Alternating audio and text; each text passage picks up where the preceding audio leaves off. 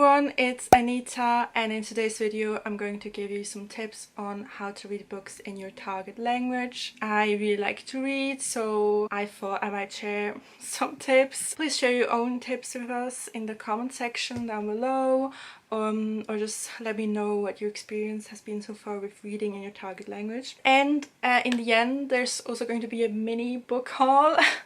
Yeah, this might be interesting to some of you. Okay, so let's get started. So my number one tip is to read books you're actually interested in. I know this seems obvious, but I don't know, like every time I watch a video or read a blog post or something about reading a target language, they sometimes mention starting off with reading children's books.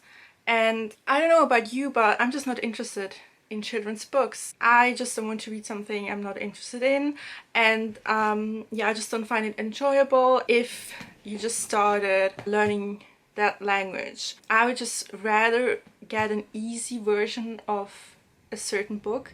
For classics there are easy reader versions. I don't know if that's the case for every language, but I know that for French you can get a really short version. For example, for the Count of Monte Cristo, you don't have to read the actual book if you don't want to, if you're not ready for that. So I know that there are different versions like that. Also, sometimes there are book versions that already translate some words for you. They are like student versions. This could also be helpful because they already know what kind of words you might not know. But yeah, you might want to look into that as well. Make sure that you're interested in the book. If you really like thrillers, then yeah, read thrillers in your target language, because that's what you're interested in, right? You might struggle in the beginning because you don't know certain words and things like that, but I think it's just more enjoyable if you do it like that. Something a lot of people say is you could read books you already know. I know where they're coming from, because you already know the plot. You don't have to look up every single word because you know what's going on. That's great, but that being said, this could also be a bit boring.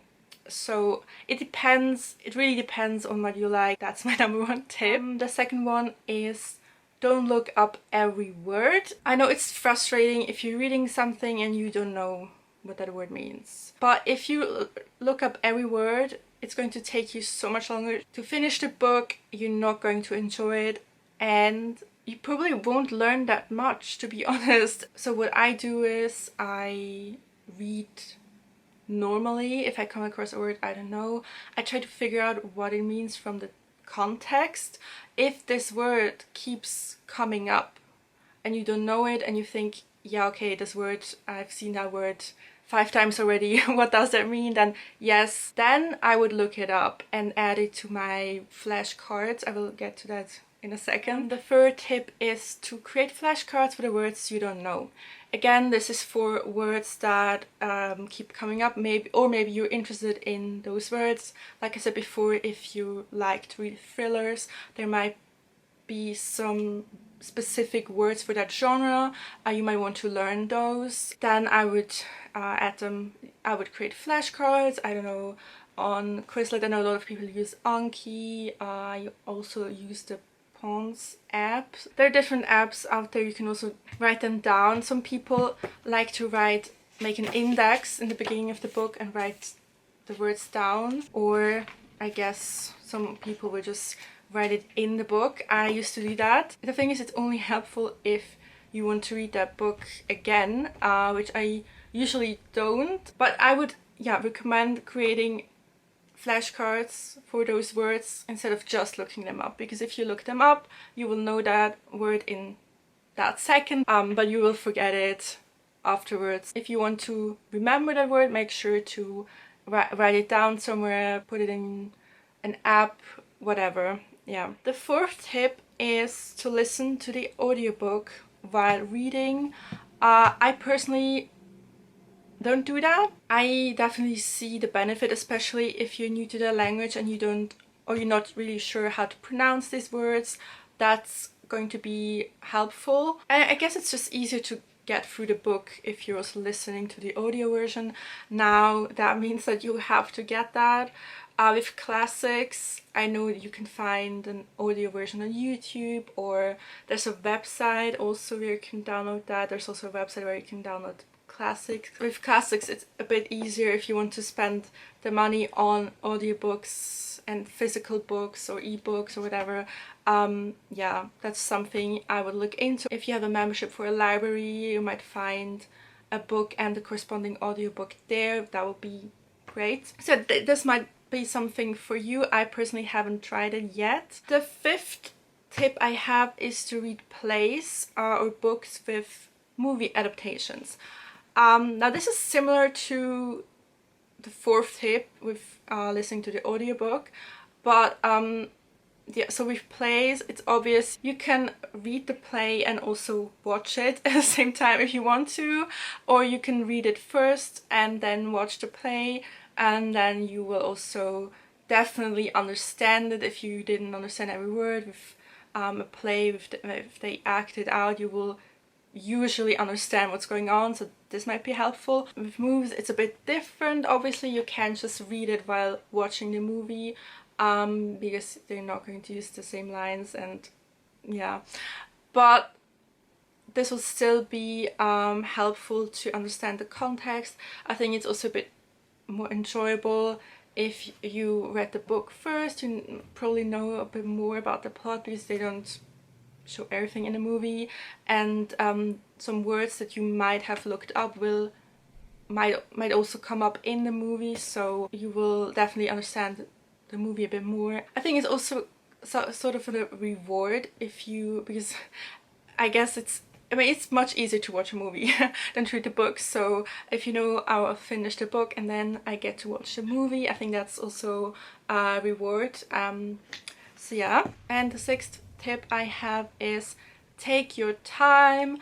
If you're someone that likes to read a lot, you might find it a bit challenging or maybe embarrassing, I don't know, that you can't read that fast anymore, or that you don't understand everything. That's absolutely fine. Take your time. It's going to be more enjoyable if you don't stress yourself about it. Just remember, you will get used to this, and I mean, I did. My native language is German, so I experienced this with reading in English. I am experiencing this with reading in French right now. Yeah, so trust me, it will get easier. Yeah, so those were all my tips. If you have anything you want to add, please do that in the comment section down below. And now let's get into the whole section of this video. I enjoy reading classics, but I have one modern book, so I will start with that one. And so the first book I got these two books in, I want to say, March, so yeah, I haven't started reading them. I have other books. It's, yeah, well, don't get me started. Okay, so the first book I got is Avenue de Gion by Marc Dugas.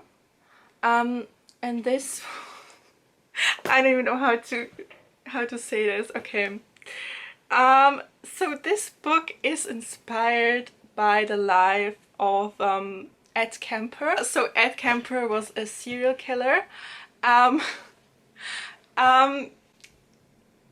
Yeah, that's my other interest, classics and serial killers. No, I already know a lot about him. Listen, don't look up what he did if you have a weak stomach.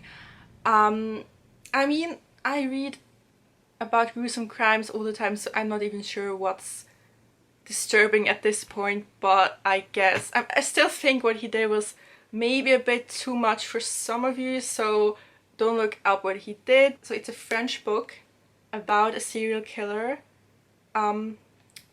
What more do I want in life, you know what I mean? So the next book I got is Les Jeux sont faits by Jean-Paul Sartre. And let me quickly read what it's about. So this was recommended to me. I honestly don't know what it's about. I know the author, obviously, but you know. So the story set in Paris, blah blah blah. two characters. They are predestined to be soulmates, but this destiny is prevented by their premature violent deaths, and they don't meet until passing into the afterlife. So that also sounds interesting. Yeah, so like I said before, I got these two books in, I want to say, March, and I recently got these 5 books. I think the covers look nice. The first book is Bel Ami by Maupassant, about this guy who everyone calls Bel Ami, who's trying to climb the social ladder, and well, at what cost, you know, that kind of story. The next book I got is Lettres Persanes by Montesquieu.